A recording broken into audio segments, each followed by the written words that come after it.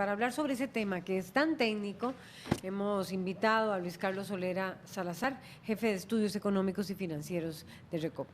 Que en don Bienvenido. Luis Carlos, Laura, recae ese estudio que se tiene que hacer para los precios Algo y de para el mucho cambio peso. o no de este precio. Entonces, don Luis Carlos, podemos decir que los precios de los combustibles recaen en su análisis en mucho. Entonces, por eso es bastante importante su opinión en esta mañana, esto para que la gente lo tenga Y un bueno, poco de ahí está contexto. prácticamente las solicitudes de cambios en los precios de los combustibles por parte de Recope se dan los segundos viernes de cada mes y hasta 4 semanas después. ¿Por qué sucede esto? Hay algunos cuestionamientos, don Luis Carlos, tal vez más adelante nos vamos a conocer. ¿Por qué se da así esta dinámica, esta metodología? ¿Esto puede cambiar? Hay cuestionamientos a esta metodología, pero háblenos usted por qué se da 4 semanas después. Bueno, buenos días Laura y Jonathan, muchas gracias por permitirnos aquí al Recope el explicarles estos temas que no siempre se explican y se entienden adecuadamente. Bueno, nosotros tenemos una metodología de precios aprobada por la Autoridad Reguladora de los Servicios Públicos que tiene dos procedimientos, uno que es el procedimiento ordinario de fijación de precios y el otro que es el procedimiento extraordinario de fijación de precios. En relación con el procedimiento extraordinario de fijación de precios, ese es el que se activa el segundo viernes de cada mes. El segundo viernes de cada mes, básicamente lo que se hace es una revisión de cuál es el precio de los combustibles en el mercado internacional y cuál es el tipo de cambio. Se presenta el estudio y luego hay un proceso. Este proceso incorpora lo que se denomina una audiencia o una participación ciudadana, después un proceso de análisis de la Autoridad Reguladora de los Servicios Públicos y por último el proceso de publicación en la Gaceta. Todos estos procesos requieren tiempo. El proceso de participación ciudadana es un proceso que no estaba originalmente establecido en la ley, nace a partir de un recurso de amparo que se presentó alrededor del año 2007-2008. Y entonces los tribunales determinan que se debe dar este espacio de consulta pública. Este espacio de consulta pública demora tiempo. En algunas oportunidades el espacio es más corto que en otros, va a depender de la época del año. Por ejemplo, si el estudio ordinario de precios está cercano a lo que es Semana Santa o lo que es final de año, con el objeto de que los ciudadanos puedan participar, entonces siempre se trata de que la participación ciudadana sea en días hábiles y cuando la gente pues está ya integrada a sus trabajos, entonces el proceso es más demorado.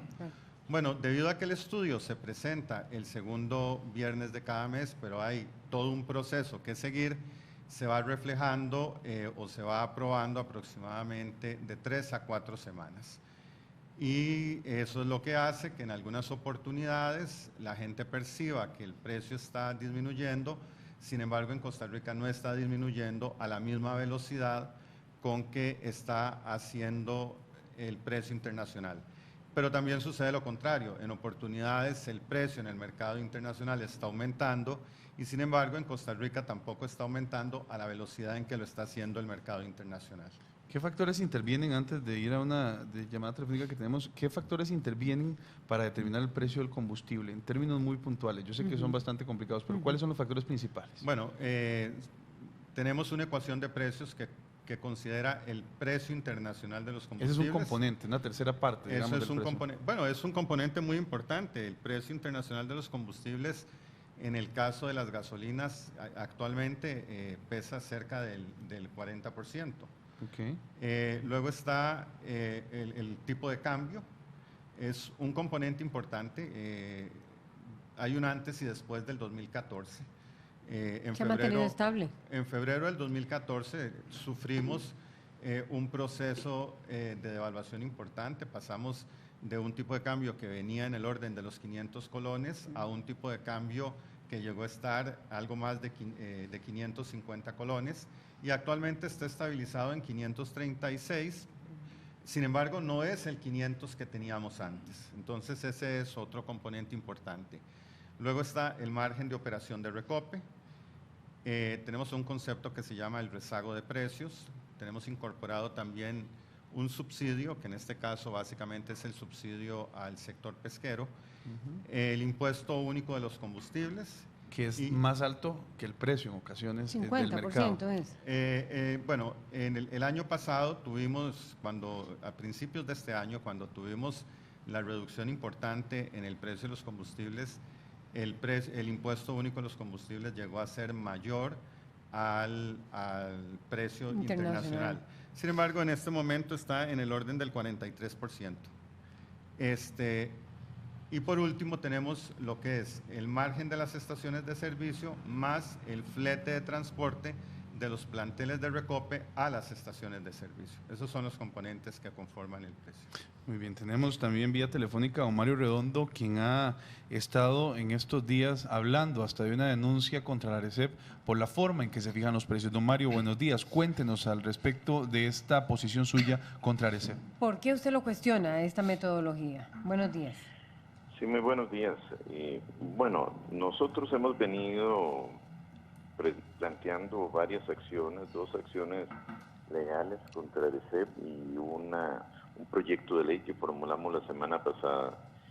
Creemos sinceramente que la ARECEP no está jugando el rol que se le encomendó de defender a los usuarios y a los consumidores, y que la metodología que se utiliza en varios casos es una metodología que no conviene a los usuarios. Ayer el contencioso administrativo, en estos días, resolvió un caso que tiene que ver con la determinación de la tarifa de buses para San Juan de Toboso Sur en Cartago, en donde la ARECEP, para hacer la determinación de las tarifas de buses, se basaba en los datos que aportaba la misma empresa autobusera, de cuántos eran las personas que viajaban, y no en estudios independientes, objetivos que le permitieran hacer una determinación válida. Sobre la base de eso, se puede decir que durante un lapso de 17 meses a la gente se le cobró de más en esta ruta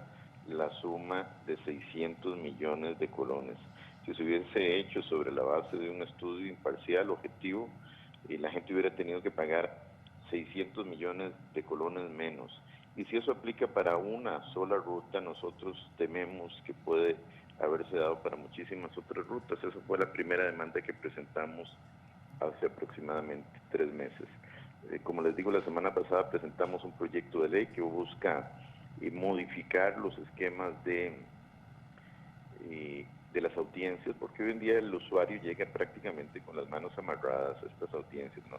Estas audiencias y estas consultas no son más que un ejercicio simbólico, porque en la práctica el usuario, el consumidor, para poderse apersonar, requiere de tener no solamente una documentación de orden técnico que es difícil de accesar, sino también conocimientos especializados en varios campos. Estamos entonces fortaleciendo la figura y elevando el rango de ley del consejero del usuario, dándole instrumentos de asesoría técnica a la persona, usuario, consumidor que quiera oponerse. Estamos eliminando la figura del regulador, punto que nos parece que es simbólica. Estamos obligando a la ratificación legislativa de los intendentes, que son hoy quienes determinan las modificaciones en las tarifas. Estamos incorporando criterios de calidad a la hora de la modificación de las tarifas. Igualmente, la opinión del usuario, que hoy en día no es considerada. Estamos reestructurando completamente estos temas que para nosotros son esenciales. La demanda que presentamos antier contra ARECEP es por la metodología utilizada en este caso, que aplica el artículo 30 de la ley de ARECEP en cuanto a ajustes extraordinarios. Desde nuestro punto de vista, la ARECEP ahí tienen que cumplirse para un ajuste extraordinario 2 tipos de condiciones. Una es que en el entorno económico existan circunstancias de fuerza mayor y caso fortuito. O sea, ambas, además, que se cumplan las condiciones del modelo aritmético que utiliza ARECEP para esos efectos, pero la ARECEP ha venido haciéndolo de forma automática, sin que exista ninguna circunstancia de fuerza mayor y caso fortuito, lo cual para nosotros es indebido, no es lo que le permite la ley. Don Mario, lo que están proponiendo es reestructurar casi que la ARECEP, ¿no? Sí, señor. Muy bien. Nosotros creemos que la ARECEP ha dejado de servir en los intereses de protección del usuario y Muy del bien. consumidor. Ok, don Mario, Muchísimas- muchísimas gracias. Tenemos también opiniones de la pregunta que hemos estado pues difundiendo en las redes sociales. Dice, ¿está de acuerdo en cómo se calculan los precios de combustible en el país? Ya tenemos algunas respuestas. Le pido por favor a los compañeros si nos ayudan con esta respuesta. Ahí está la pregunta. Usted puede también estar participando en nuestras redes sociales. Muy En este interesante. momento tenemos, ahí está. estamos ya con respuestas de Twitter. Daniel Rosales dice, Bueno, dice que no. Daniel Rosales dice que no. Y tampoco estoy de acuerdo que se siga con el monopolio. muy Bueno, bien, esa es vamos a ver otra la de opinión. don Daniel Rosales en Twitter, ¿verdad? Tenemos en este momento otra, ¿Berta dice, Isabel? no, muy puntual también en Twitter. No nos explica las razones, pero bueno, no está. Muy bien, tenemos Es que es bastante. un tema muy técnico, ¿verdad? Y lo decía ahora aquí don Luis Carlos Solera, nos explicaba cómo constituye, bueno, igual Freddy Mora, ¿no? Y no, jamás de acuerdo, todo es puro negocio, dice Luis Carlos Castro. Son parte de las opiniones. E igualmente, AK Contables dice, creo que nadie en Costa Rica está de acuerdo, precios altos y carreteras en mal estado. Muy bien, son parte de las opiniones. Parece que tenemos alguna otra. Bueno, esa es la Esa es información. la información que tenemos. Bueno, en realidad, el diputado Mario Redondo lo que estaba hablando era de una reforma prácticamente de la ARECEP, como decía muy bien Jonathan, diputado de Alianza Demócrata, pero él estaba cuestionando las audiencias. Y dentro del proceso, Luis Carlos Solera, jefe de estudios de Recope, hay audiencia. Él dice que es algo simbólico, que eso la gente llega desarmada.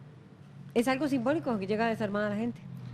Bueno, es una oportunidad que se le da a los ciudadanos y como de costumbre va a depender del interés que los ciudadanos tengan en participar en las audiencias. Le pongo un ejemplo. Nosotros tenemos las audiencias para los estudios ordinarios. Es una audiencia que se publica con un mes de anticipación. Existe un expediente en donde los diferentes ciudadanos los pueden consultar. La información es amplia, pero cuando se llega a la audiencia pública, la participación es baja.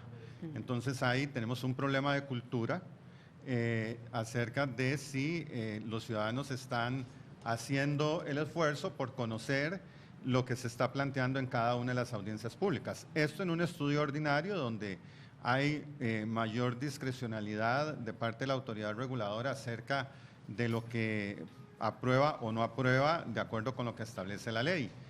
En las audiencias de estudios extraordinarios de precios, la participación es todavía más baja y en oportunidades tampoco se enfoca en los aspectos de que trata la audiencia, ¿verdad? Han existido casos donde nosotros hemos leído posiciones de parte de algunos ciudadanos de que en realidad están contra aspectos que no tienen que ver precisamente con la fijación de precios y con lo que se está planteando en ese momento. ¿Y qué tiene que ver?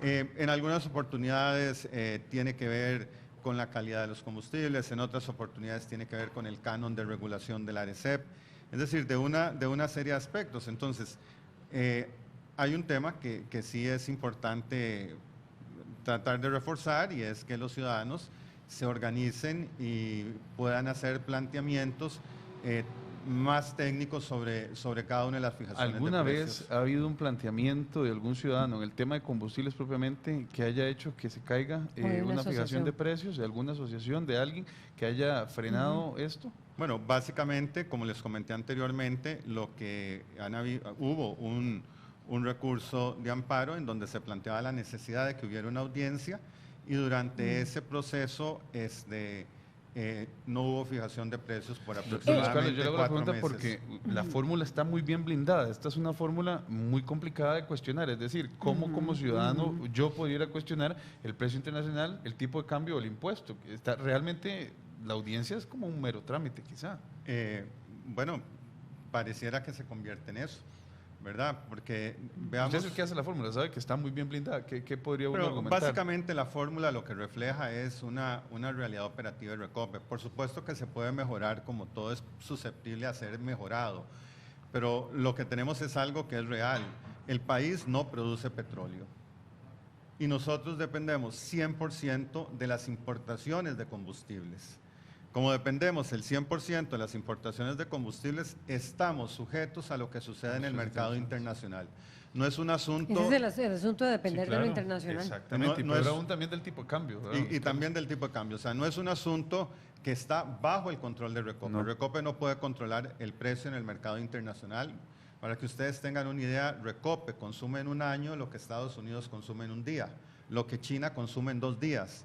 O sea, nosotros somos un país realmente marginal en el contexto internacional del petróleo. Y es cierto que tenemos la gasolina más cara de Centroamérica, como se ha afirmado. Bueno, tenemos 2 situaciones particulares. En el caso uno, que está asociado con la calidad, tenemos la gasolina de mejor calidad en lo que se refiere a la gasolina Plus 91, que en los otros países se llama regular. Tenemos la gasolina de mejor calidad, pero también tenemos el impuesto más alto. Entonces es una realidad que la política impositiva de los combustibles en Costa Rica es diferente a la que tienen los otros países de América Central. Pero en el fondo, en lo que tiene que ver con la fijación de precios, hay 2 parámetros que son objetivos. Uno, el precio internacional, y el otro, que es el tipo de cambio. Y uno que no se puede cambiar, que es el impuesto. Entonces, por eso insisto, no hay por dónde pueda uno como ciudadano hacerlo, pero eso está definido por ley. Además, o sea, esto es una estructura que no se puede modificar porque así se ha predispuesto. Este impuesto realmente, si se quitara el precio del combustible, estaremos diciendo que se bajaría abismalmente el monto que pagaríamos como ¿Y de costarricenses. cuánto es ese impuesto en los otros países de Centroamérica? ¿Cuánto representa? En algunos países son 1/4 de lo que es en Costa Rica. O sea, que es casi el 50 o ahora está en 43, decía usted, representa del precio total. Del precio total. 43%. Y sí, claro, sería un 25% por lo menos. Y es algo que no se puede- y además es algo en que los gobiernos ya se adaptaron a tenerlo, ¿verdad? Porque es muy jugoso el ingreso que da. Y con esto se está financiando escuelas, se están financiando. Claro. Y yo sé que no es un tema, Luis Carlos, que usted ¿verdad? Que Déjalo está hablar. respondiendo. Sí, básicamente es un impuesto que existe en el país, independientemente de la opinión que tenga cada ciudadano acerca del impuesto.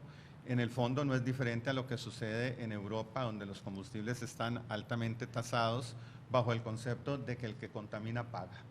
Entonces, básicamente en Europa así funciona, son impuestos altos porque hay un tema asociado a la combustión de los combustibles que tiene efectos ambientales y entonces se busca que ese consumo tratar de reducirlo.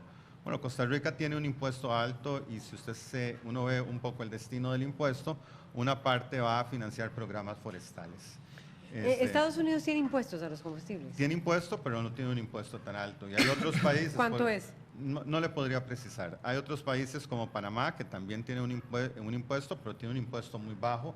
Pero Panamá ¿De tiene una cuánto? situación particular y es básicamente que tiene otros ingresos, como son los ingresos del Canal de Panamá, Canaleros, y entonces eso le permite tener impuestos de tipo general en otros artículos, incluyendo los combustibles, que son mucho más bajos. ¿Cree usted, tomando en cuenta lo que usted decía, que dependemos del mercado internacional y tomando en cuenta la última encuesta realizada por el Instituto el Instituto Tecnológico de Costa Rica, si valdría la pena, en la que la mayoría de los costarricenses está de acuerdo con la exploración y explotación del petróleo y del gas, que valdría la pena preguntarse si esa moratoria debe mantenerse vigente a la exploración y explotación del petróleo y del gas? Bueno, eso es una decisión ¿Y usted netamente qué piensa? del gobierno, ¿verdad? Yo No sé. no es una decisión de Recope. ¿Valdría la pena que Costa Rica explorara y explotara?